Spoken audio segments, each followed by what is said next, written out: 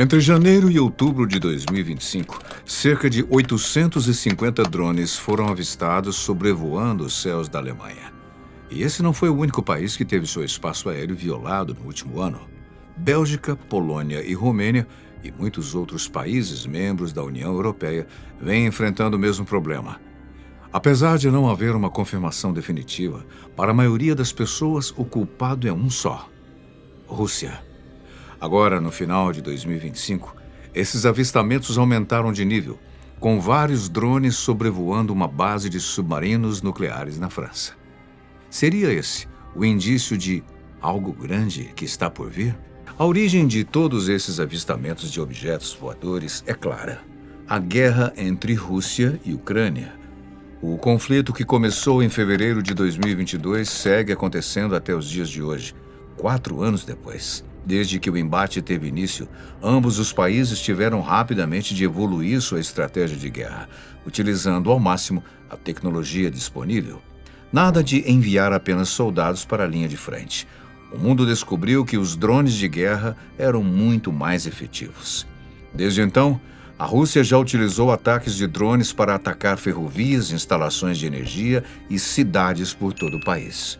Já do outro lado, a Ucrânia lançou ataques ousados na Rússia, sempre usando drones de fabricação nacional. Ataques aéreos entre os dois já é algo esperado. O problema é quando esses drones acabam invadindo o espaço aéreo de outro país e, de repente, ninguém quer assumir a autoria do ato. E não apenas drones, pois em 2022, por exemplo, um míssil russo caiu bem na Polônia, resultando em 2 vítimas. Na época, eles chegaram a investigar o ocorrido e resolveram que foi tudo apenas um acidente, uma fatalidade, já que a Rússia não tinha reais intenções de atacar a Polônia. Ou pelo menos era isso que eles decidiram na época. O estranho é que, pouco depois, acontece um outro acidente envolvendo tropas russas e, mais uma vez, com a Polônia. Dessa vez, em setembro de 2025, 19 drones russos entraram sem querer no espaço aéreo da Polônia. Assim que registrou essa movimentação em seu espaço aéreo, a Polônia correu para pedir ajuda aos seus aliados da OTAN, e a Itália foi a primeira a enviar caças até lá, que abateram facilmente os drones russos. A Rússia se negou a se retratar, ou até mesmo a comentar sobre o ocorrido. Seriam esses apenas 2 acidentes isolados? Apesar de um raio realmente poder cair 2 vezes no mesmo lugar, para muitos analistas a Rússia estaria apenas testando a Polônia, testando quão rápido ela receberia a ajuda de seus aliados, caso seu espaço aéreo fosse violado. Essa não foi a última vez, muito menos o único país que acusou a Rússia de enviar drones para seu espaço aéreo. Mais recentemente, algo similar aconteceu na França, mas com uma diferença importante. Agora, eles não têm certeza absoluta se esses drones eram realmente russos. A primeira vez que a França registrou drones sobrevoando seu território foi em novembro, na península de Crozon. Mais tarde, em dezembro, vários drones foram pegos sobrevoando a instalação da base de Île-et-Longue, local onde a França abriga submarinos nucleares com mísseis balísticos. O local é fortemente protegido pela Marinha Francesa, além de servir como base principal dos 4 submarinos balísticos lançadores de mísseis nucleares da Marinha. A diretriz do governo francês é que pelo menos um desses submarinos sempre deve estar de prontidão para caso seja necessário ser usado. No dia 5 de dezembro, cerca de 5 drones não identificados foram vistos sobrevoando essa base naval por volta das 19h30 no horário local. Como se tratava de um local de perigo extremo e os drones definitivamente não deveriam estar ali, as autoridades militares não esperaram para entender o que estava acontecendo. Eles acionaram os protocolos anti-drone e dispararam vários tiros contra os intrusos. Mesmo assim, nenhum dos drones avistados foi abatido, nenhum piloto foi identificado e até o momento não se sabe quem foi o responsável pelo incidente. Assim que tudo foi concluído, Catherine Vautrin, a ministra das Forças Armadas da França, se pronunciou, dizendo: Qualquer sobrevoo de uma base militar é proibido em nosso país. Gostaria de elogiar a operação de interceptação realizada por nossos militares na base de Ile Long. O Ministério da Defesa não chegou a citar nomes, nem atribuir esse incidente a nenhum culpado. Também não foram divulgados nenhum tipo de detalhes da operação, já que o próprio local é considerado como segredo de Estado. Assim como os Estados Unidos, Rússia e China, a França é uma das poucas nações que possuem um arsenal nuclear independente. A sua frota de submarinos é considerada a mais segura e menos vulnerável forma de poderio nuclear, justamente por poderem permanecer ocultos e em constante movimento no oceano. E é essa combinação de tecnologia, sigilo e importância estratégica que faz de Ile Long uma das instalações militares mais sensíveis do mundo, considerada como o coração da segurança estratégica francesa. As autoridades francesas descartaram quaisquer tipos de ataque às instalações locais. Nenhuma ameaça concreta foi confirmada, e é por isso que muitos analistas creem que o objetivo dos drones não era atacar, mas espionar o local. Vale lembrar que, justamente por não terem interceptado os drones e ninguém ter se pronunciado sobre o ocorrido, não há como saber quem foi o seu autor, apesar de muitos já possuírem um nome em mente. Naturalmente, sempre a Rússia. Além desse caso recente, vários países membros da União Europeia relataram voos misteriosos de drones em seu espaço aéreo durante todo o ano de 2025. A lista de países europeus que registrou invasões em seu espaço aéreo é bem longa. Na Estônia, por exemplo, em setembro, 3 caças russos foram avistados, permanecendo na região por cerca de 12 minutos, até que a OTAN enviou caças aliados para escoltá-los para fora. Na Dinamarca, vários drones misteriosos foram avistados nos céus apenas um dia após o governo dinamarquês anunciar que iria adquirir uma arma de precisão de longo alcance contra drones. Na Noruega, aeroportos locais tiveram de cancelar vários voos, já que objetos voadores não identificados foram avistados nos céus.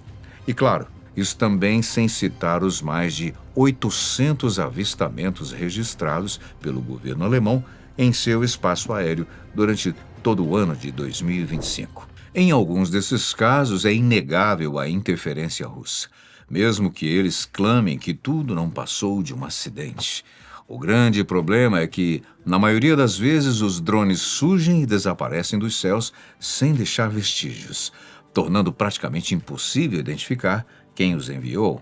Claro, ainda assim, a maioria dos líderes europeus tem as suas fortes suspeitas e, como diz Mette Frederiksen, a primeira-ministra da Dinamarca, há um país que representa uma ameaça à segurança da Europa, e esse país é a Rússia. Mas, e quanto à Rússia? O que o governo russo tem a dizer sobre ser associado diretamente a todos esses incidentes? Como você deve imaginar, eles negam tudo, dizendo que, além da Ucrânia, nunca enviaram nenhum drone para qualquer outro país europeu.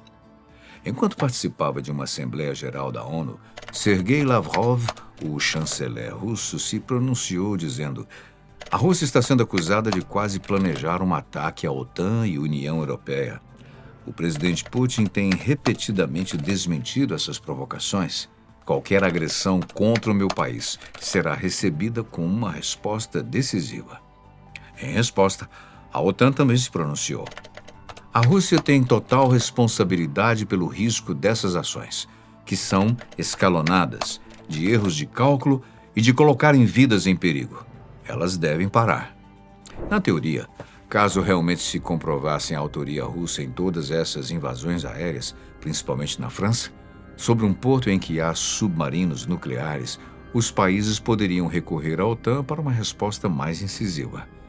Inclusive, há um vídeo aqui mesmo no canal explicando como funciona quando um membro da OTAN invoca o artigo 4º, mas, de modo resumido, quando isso ocorre, todos os 32 membros se reúnem para analisar se há, de fato, uma ameaça contra eles. Caso eles se entendam que existe mesmo, então o artigo 5º entra em ação e todos eles se unem para uma resposta militar efetiva. Até hoje, o artigo 5º só foi acionado uma única vez, em 2001, logo após os Estados Unidos sofrerem o atentado de 11 de setembro.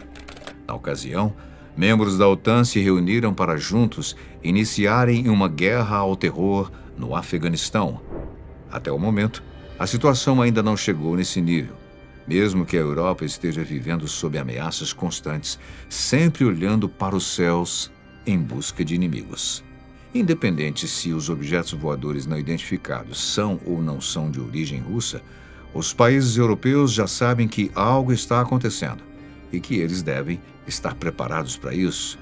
Na França mesmo, meses antes deles identificarem drones voando sobre sua base nuclear no porto, eles já haviam emitido alertas para os hospitais públicos. Nesses alertas, eles pediram para que os hospitais se preparem para receber feridos de guerra nos próximos anos, sem dar maiores detalhes ou explicações. Se esse alerta tem ou não qualquer relação com os misteriosos drones avistados, isso é algo que o governo francês se recusa a comentar. Além disso, os demais países europeus sabem que devem se preparar, tanto que a presidente da Comissão Europeia, Ursula von der Leyen, se pronunciou dizendo: "Nós devemos atender ao chamado de nossos amigos bálticos e construir uma muralha de drones." Essa muralha a qual ela se refere é o Domo de Ferro, utilizado em Israel. Trata-se de um sistema de defesa antimísseis de curto alcance, sendo também possível utilizá-lo para a defesa contra drones. A ideia é utilizar esse domo na fronteira dos países membros da OTAN, de modo a evitar que quaisquer ameaças não identificadas acabem aparecendo. Apesar da ideia ser boa, há um grande porém aqui: o seu custo elevado. Atualmente, o estimado é que este domo custe aproximadamente por volta de 7 bi de dólares. Apesar do valor ser justificável para a maioria dos analistas, principalmente quando levado em consideração que os drones chegaram perto de um porto com submarinos nucleares, a grande questão é a disparidade das ameaças. No início do vídeo eu citei que, desde a guerra entre Rússia e Ucrânia, os drones começaram a ser utilizados constantemente no campo de batalha. Além do poder militar destrutivo, há também um fator extremamente decisivo que fez com que eles fossem adotados em alta escala: o seu baixo custo. Um drone utilizado para fins militares, seja de quem for, custa em média 10 mil dólares. Quando levado em consideração os países europeus que pensam construir um domo de 7 bilhões de dólares para se protegerem de possíveis ameaças que custam menos de 0,1% desse valor, isso faz com que muitos sejam contrários a essa medida.